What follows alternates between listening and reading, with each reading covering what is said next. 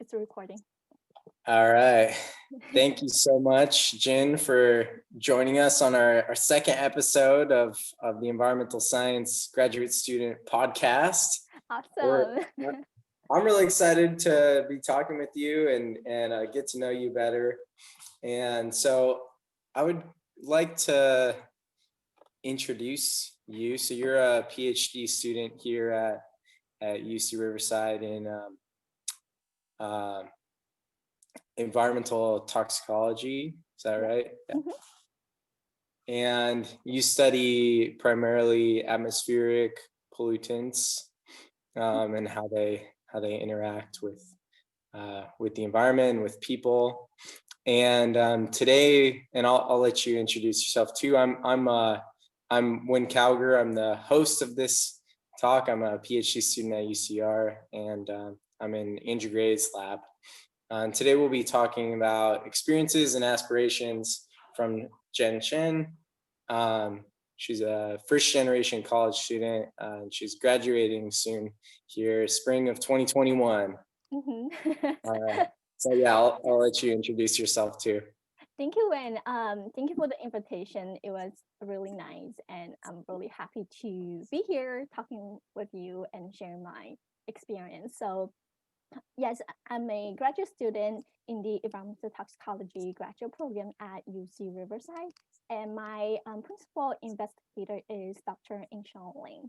So, my research look at particularly carbonyl compounds such as formaldehyde, benzaldehyde, transaminamaldehydes, a lot of carbonyl compounds in the air, but they can also be part of the particulate matter as we speak, the little liquid or solid particles that's always suspended in the air, right? That causes haze, and they also causes a lot of environmental and human health. So I look at those carbonyl compounds, and I use actually computational models and also experimental assays to help me evaluate more about those carbonyl compounds and how they can impact the climate and us humans as a big population here. Wow, awesome. Yeah, your research is spanning so many different things. It's really cool to always hear about all the very transdisciplinary research that's happening here at UCR. And I know the group that you're in is just like crushing it on so many levels. You're like leading your research field. So it's great to hear more about that. So how have you been? How have you been since COVID? I mean, March hit and we haven't really seen each other since then. Besides on Zoom and stuff like that, what have you been up to outside of your research? So I know it's since March and now it's November. I know. I can't believe it, but yeah. So at the beginning, since we start our quarantine mid-March, and I just have been staying home all the time. But now I'm starting to. I have been going back to lab to do my experiments, and while I do that, I also teach. I have been teaching since I have taught during the spring quarter, and I have taught during the summer, and now I am a academic coordinator for a undergraduate biology laboratory course. So cool. yeah, so I'm just keep being busy with research, but also teaching at UCR. So, and aside from working school related and research related tasks, I try to let myself enjoy life, staying at home, try to figure out, empty my fridge, the things I have been storing for like a couple years now. I try to pick those things out and eat them before I can buy new stuff. So that's one thing I'm trying to do right now about food in my fridge. Yeah, and then secondly, I have been motivating myself to work out. Even though I cannot really go out, I try to work out at home in my room, and I follow just a lot of YouTube videos and Yeah. then look at like doing cardio, doing kickboxing. I'm not really good at that, but I enjoy doing it. So I think is I really enjoy like trying new things. Yeah, I also enjoy trying new things. I tried out a YouTube video on Pilates Oh, and I realized really? Pilates is really hard. About Mm-hmm, 5 minutes into it, I was just like, "Oh my gosh, this is the mm-hmm. hardest thing I've ever done." I know. And there's like so many different workout regimes that require different. If you work out for 30 seconds, then you rest for 30 seconds. But there's also workout, you work out for like 3 minutes, keep doing it for 3 minutes, and then you get 30 minutes Yep. rest. So yeah, I kind of know that my level right now. I kind of know where I am. I'm like a beginning level. So, but I feel like confident or I feel comfortable being at, my current level and just trying to do my best. Hmm. Yeah. Yeah, it's so important to like keep those exercises going and Hmm. stay healthy. I think the times when COVID has been really hard for me Hmm. have been because I just slipped on that. I spent Yeah. like a whole week, didn't do any exercise, just ate Hmm. horribly or whatever. And Yes. I've been noticing that. Yeah. Yeah. Same here. I didn't start working out continuously. I have maybe 2 weeks. I say, oh, I'm gonna work out every single day for those 2 weeks. And then I kind of set up a small goal for myself, either based on a weekly basis or even a monthly basis. So this couple of weeks have been really busy for me because I also trying to apply for fellowships for postdoctoral positions, for trying to Cool. look for potential job opportunities after I graduate. I expect to graduate, next spring, 2021. Um, Hoping to finish everything Congratulations. up. Yeah, thank you. So, yeah, so this couple weeks I have not been working out, and I know myself. I realized that, and I just need some time to do things that I need to do right now. But Yeah. yeah, just making goals for myself and letting myself to be okay. Saying, oh, I know I didn't do this exercise this week and this is what happened, but maybe try and go out in the backyard for like 10 minutes to enjoy Yeah. the fresh air. So just Yeah. finding different things to make myself like mentally but also physically um, Yeah. feeling feeling comfortable. Yeah. Yeah. So you're teaching a lab course right now. Mhm, Are people coming into campus to do lab work mhm, as part of that, or are they doing their lab stuff at home? How does that work? mhm. So the course I am coordinating right now is a BioPhi LA. So it's Introductory to Cell and Molecular Biology lab. So this is the first lab that biology majors, but even non-biology majors have to take. They can pick to take this for non-majors, but for biology majors, this is one of the required courses, and that's the beginning lab that they have to take. So actually, all BioPhi A or biology, they are online. So Okay. um, but we actually we don't have requirements for students to do labs in their home. But what we do is we will give them videos that's related to the lab that we're doing for that week. And then the videos will give some introductions about some learning objectives, but also some background information about the concepts of the material. And then some labs include actual experiments. So students will get some idea of what would they to do if they're in a lab setting. So for some students, they really learn by doing experiments. So Mm-hmm.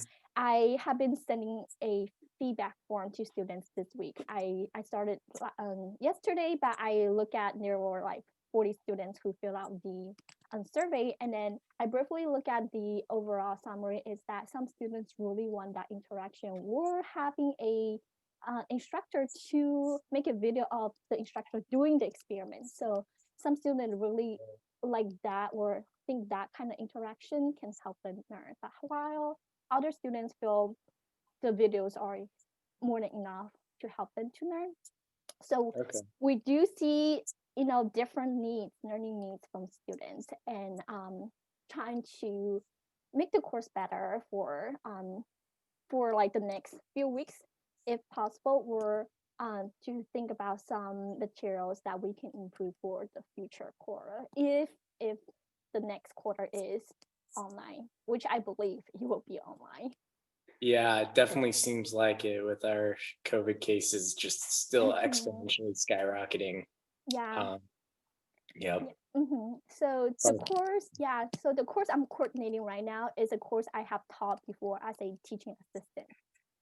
So my main job this quarter as a coordinator is communicating with teaching assistants about what lab students will learn and what TAs have to do in their lab sessions. Like, do they what concepts they have to cover, what activities they have to carry out to help students to learn the materials. And I also need to communicate a lot with students through either or through emails or even during office hours. So for me, I think this quarter is a lot about communications and trying to get feedbacks from students and teaching assistants about this course and how to make it better next time. yeah, wow. I mean, I think that that's such a shift from what we have typically traditionally done and how these courses have been Mm-hmm. taught. Sure, it's a ton of work, but I'm sure that the students are just really appreciating that they have an instructor like you that actually cares and wants to, make it as good as possible. It sounds like you're doing a Mm-hmm. really great job. Yeah, That thank you. yeah, that's Mm-hmm. awesome. I can Yeah. really tell that you care a lot about your students' progress and stuff, and that's really Mm-hmm. great. Yeah, I try to do my best, but I also learn some challenges I also face. So I also make up like weekly quizzes for students. So I Cool. also learned that students will sometimes find my wording of the questions might be confusing for them. So I also try my best to maybe change the wording or make it more specific for students for the next quizzes. So I also found challenges um, myself, and trying to figure out, oh, how can I make it better or make necessary accommodations for students. So I learned a lot too, just from students and the course overall. Wow. Yeah, even tailoring coursework to independent students. That's awesome. That's awesome to hear. I wish that I had instruction like that when I was an undergraduate for real. Mm, I know. I think I also think that when I was an undergraduate student is Yeah. what's important um, to be, or what's what things are important for students to succeed in that course or just overall at college or university. So yeah, and I definitely appreciated an instructor or teaching assistant who really care about students learning, and then who can really be flexible and provide proper accommodations wherever needed. Mm-hmm. Yeah, that's great. So are you what are your career goals? Are you thinking about going in? It sounds like you're a really great instructor. I mean, I'm sure you're very good at that. And you also have a lot of research that you've been doing, a lot of publications. But you said you're interested in going into a postdoc position. Tell me more about your future goals. Yeah, so my goals are, I have many interests about what I want to do after PhD. So my first goal, or I would say one of my goals, is teaching at teaching at a higher education institution. So recently I am applying for a postdoctoral teaching fellowship Oh, cool. for the consortium for faculty diversity. So the consortium actually is a association of liberal arts colleges. So their goals is try to increase the diversity of students and faculty members at their member schools, the liberal arts colleges, and also to increase the number of professors who can use diversity as a resource to enhance students' learning. And because I really care about undergraduate learning, I feel like that's one milestone the undergraduates they learn so much, and then when they graduate, they either go to grad schools or they go to industry or they go to government jobs or any other jobs opportunities. But what they learn from and experiences they get from undergraduate, their school is really important and will help them succeed in whatever they want to do in the future. So I feel like so that's one thing I really care about is undergraduate education and how faculties can use diversity or different methods to help students learn or to improve their learning experience. So that's something I really care about. And then secondly, I wasn't sure if I want to do a postdoc researcher after my Right. after I finished PhD, because I kind of wanted to do something not entirely focus on teaching, but maybe do a government work such as Environmental Protection Agency that also have a role about like communicating your research to the public, right? Right. So so that's one thing I'm also thinking about. And then another thing is maybe a postdoc or a job at a for California, there's a air resource board. So Cool. yeah, so there's the air resource board, but there's also air quality districts. There are many districts in California.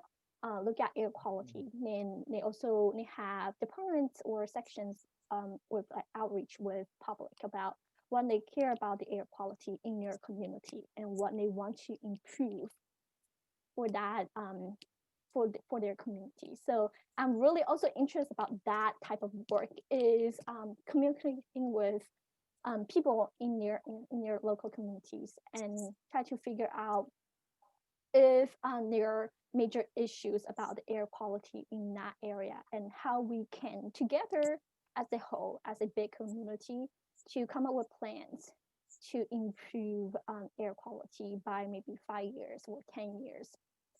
So that's something I'm also really interested about. Yeah. Mm-hmm. I remember there was a speaker that came last year that talked about those programs, and I was like, I didn't even know these programs exist, but that's awesome that the government is actually trying to, communicate with communities that are being hit the worst from these air quality problems. Have you been connecting with the folk? I forget what the person's name was that came and visited. Sorry, I forgot her name too, but she's a member of the one of the South Coast Air District. Oh, so cool. Yeah, so actually there is a program called Young Leader Advisory Council, which I know it from her presentation when they came last year, but also from emails I received from Environmental Science Department. So this Young Leader Advisory Council actually consists of members of students and also members who's in the South Coast Air Management District.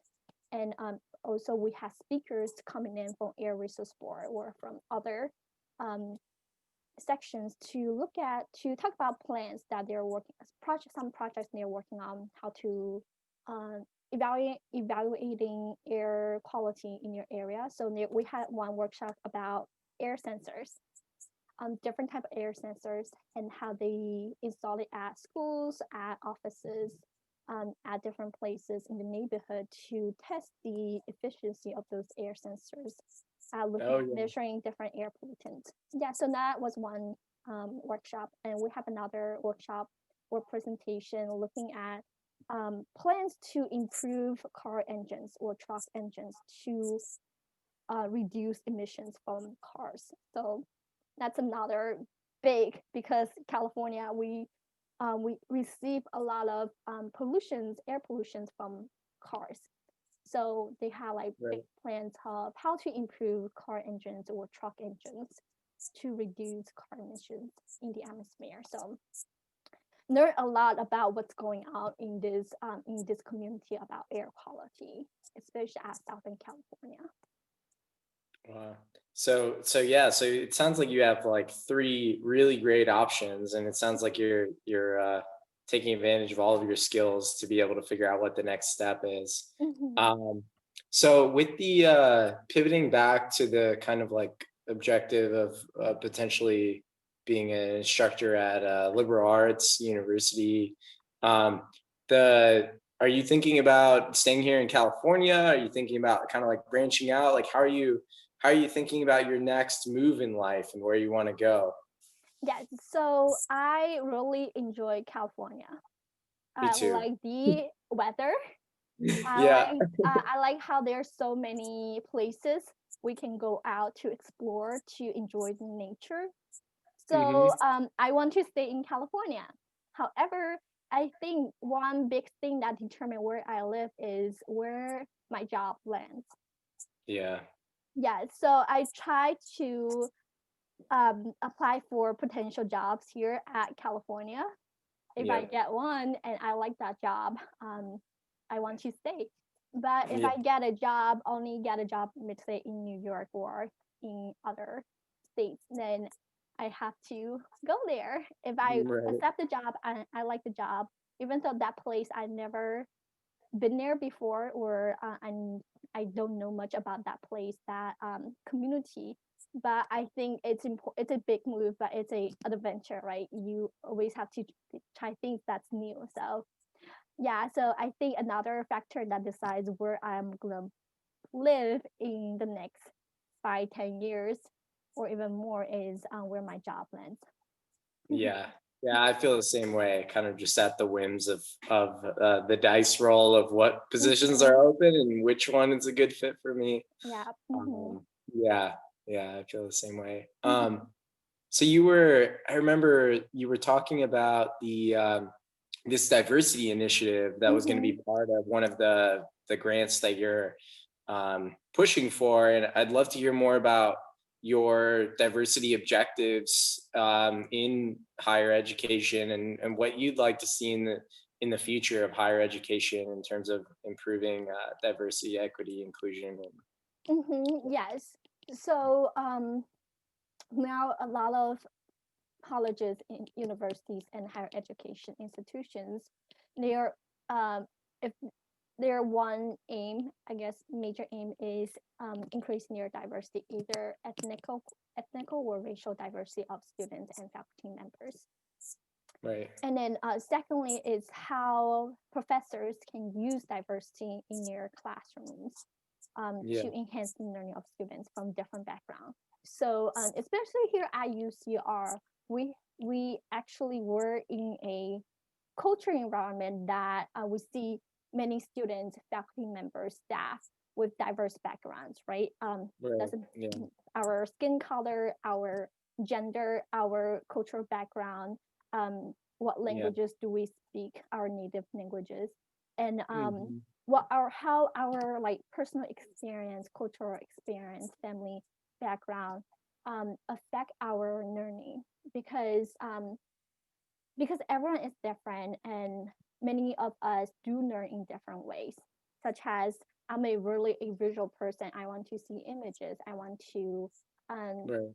see how what I'm learning now can interconnect with my life or my community.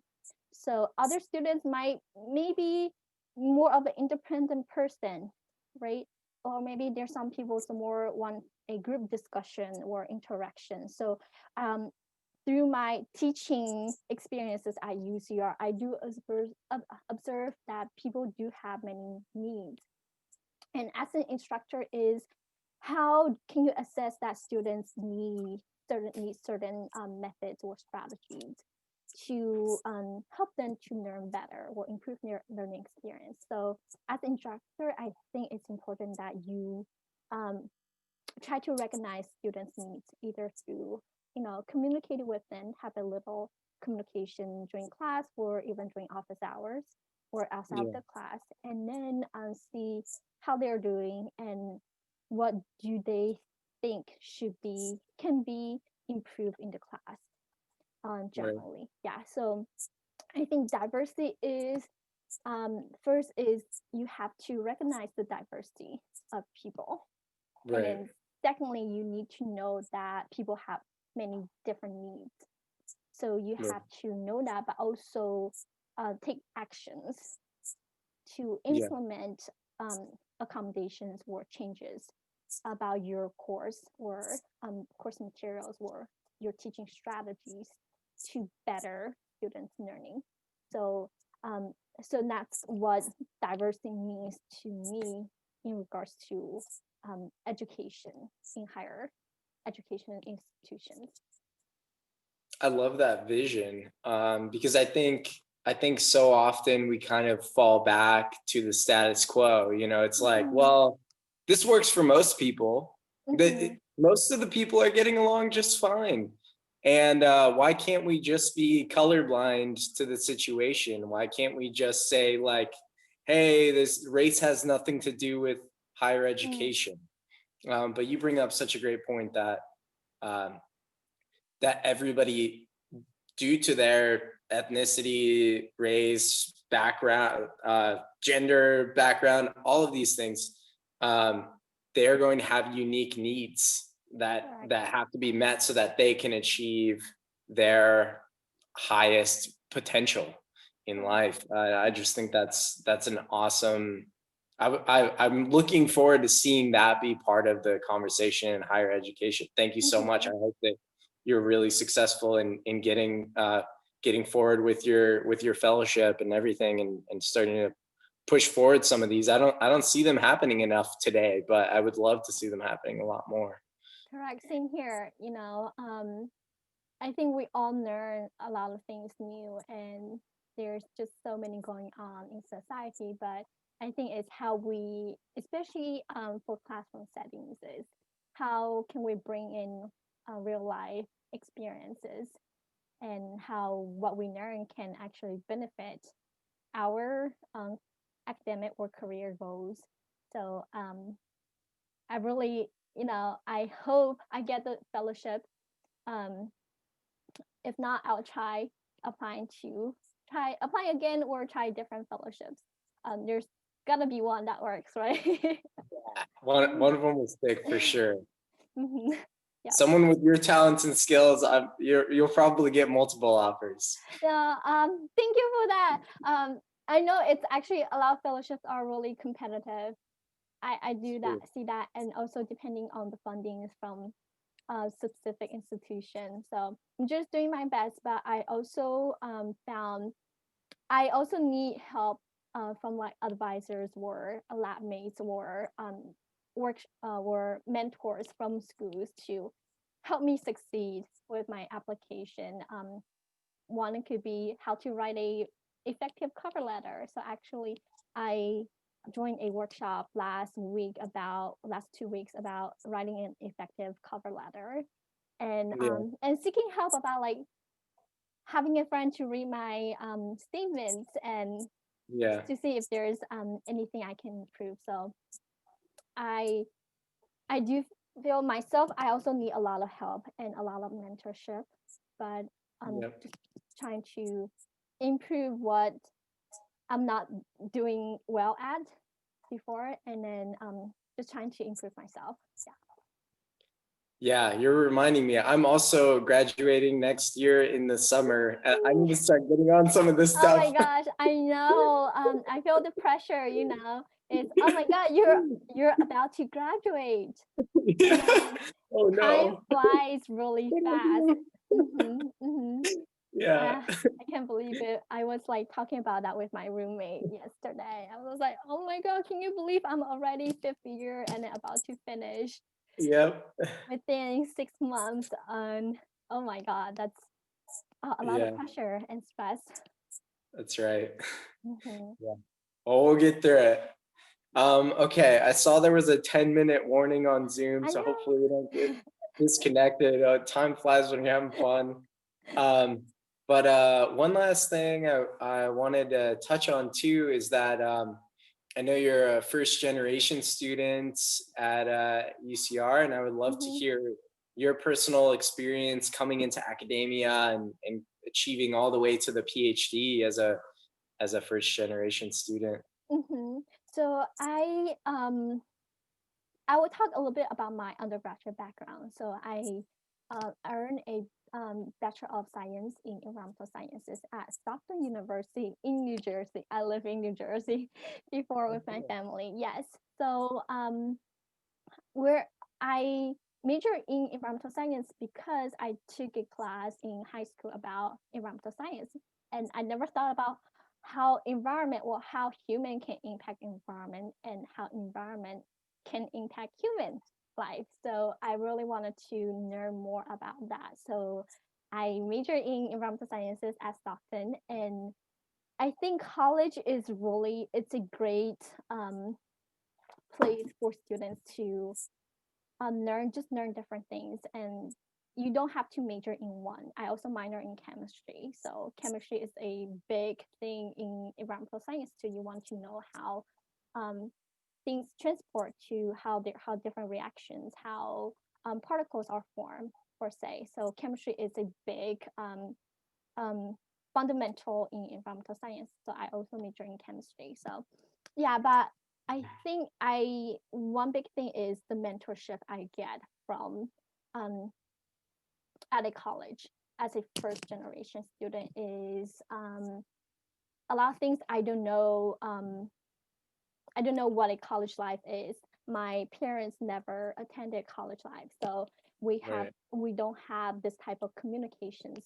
But I was able to just mentors from schools, trying to ask them what are some good schools in this area to apply for environmental science, and I got a lot of recommendations from um, teachers at high school. And then when I come to Stockton, I have a mentor for my whole 4-year career. Is I was able to talk with her about my career objectives, to talk with my what classes I'm gonna take next semester. So I really enjoyed that communication is students and mentor or faculty mentor are able to talk, but also feeling, very comfortable talking about any challenges I have Yeah. faced in certain classes, or what are my goals for my future after I graduate. So I think that mentorship is really important. But also because Stockton was a really small, fairly smaller college, but I was able to join organizations, school organizations, and I was involved with community service, right? Clean up the Right. community or try to bring, do an outreach to the public about environmental issues and how we can connect with the environment. So that's something I feel really helped me to succeed when I was in undergraduate. Mhm. That Yeah. also that transferred to my career now at UCR as a graduate student is we do have our graduate programs in environmental sciences. I think our community is really strong. We try to have each quarter try to have a gathering at least once, Mhm. right? And then I felt comfortable talking with a lot of graduate students in the environmental science, but also in environmental toxicology graduate program, is communication Right. and just learning. Oh my God, everyone is doing so many different research, and that is really interesting, and that it really make an impact. How Yeah. to improve our environment, but also how to improve our community. So for me is the connection with faculty members, with fellow graduate students, with Yeah. communities, right? Be a part of the community, do outreach, do volunteer works to make my community, my local community, a better, brighter. Yeah. And that helped me as a person to be better, brighter. Yeah. Mhm. Shout out to the communities that help keep us motivated and sane, and all those great mentors out there for sure. I Definitely. totally agree with you. And have really benefited from those as well. Mhm. Um, well, thank you so much again for joining me on this. I want to tell all of the future employers out there, all the universities, Jin is on her way. You should Thank hire her. you. She's awesome. She's gonna make big waves in the world. And let's see. So social media. Do you have any social media channels you wanna plug that you want people to connect with you on, or LinkedIn or anything Mhm. like that? Yeah, so now I'm trying to update my LinkedIn profiles, my activities. So try to look for Jin Chen in LinkedIn, and yeah, that's one thing I just want. LinkedIn, you can find me there. Mhm. Awesome. Yeah. Thank you. Yeah. And yeah, so I remember one thing I wanted to say too. We should have a disclaimer. UCR doesn't endorse anything that we've said here. We're just two people talking Yep. about our own experiences, and Mhm. this will be broadcasted on YouTube, as well as through all of our channels. You can find us on at Twitter. UC_science Mhm. is the Graduate Student Association of UCR. Thanks again, Jen. Really appreciate it. It's been great talking with you. Same Great here. getting to know you even better. And thank you for all the hard work that you're doing to make academia a better place. So thanks. Thank you, Wayne. It's a great pleasure to be able to talk with you on this platform, and best of luck to you too. You're Thanks. graduating too next year, so best of luck to both of us. Fingers crossed. Thanks. Mhm. Awesome. So I'll send you the recording later on, and Thank good you. luck. Stay safe, stay healthy, stay Thanks. strong. You Awesome. too. Okay. See you. All right. Talk to you later.